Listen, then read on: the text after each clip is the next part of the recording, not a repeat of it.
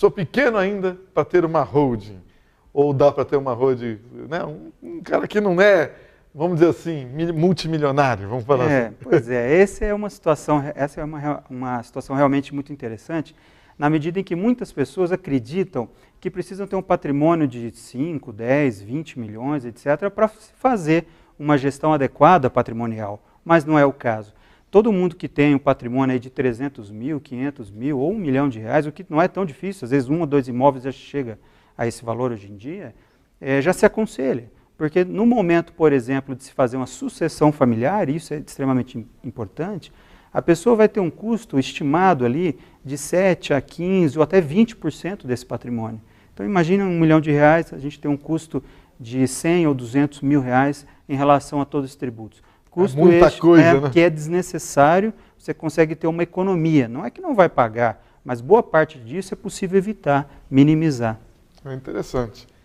Holding traz vantagens e benefícios? Conta pra gente. Muitas vantagens, né? Nós temos, por exemplo, um relativo anonimato, na medida em que os bens não estão mais no CPF, então quando se vai fazer alguma transação imobiliária, você não precisa aparecer o seu nome lá, vai aparecer o nome de uma empresa, da holding. Você tem uma vantagem também muito grande na medida de ter menos burocratização. Não se precisa da assinatura de cônjuge, por exemplo, são menos certidões a serem retiradas. Você efetivamente, e além da vantagem tributária que a gente já comentou, há uma outra vantagem muito significativa e poucos conhecem, inclusive poucos contadores, poucos advogados.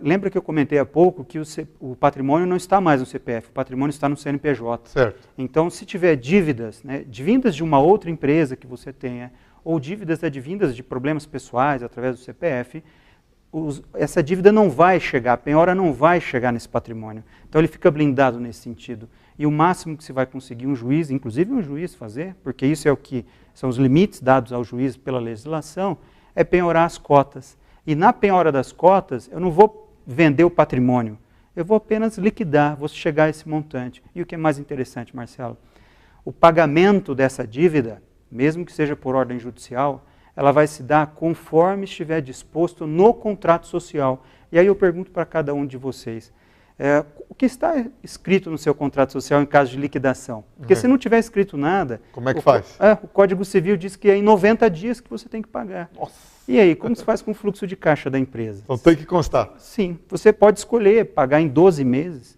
em 12 vezes, né, pagar em 3 anos, de repente.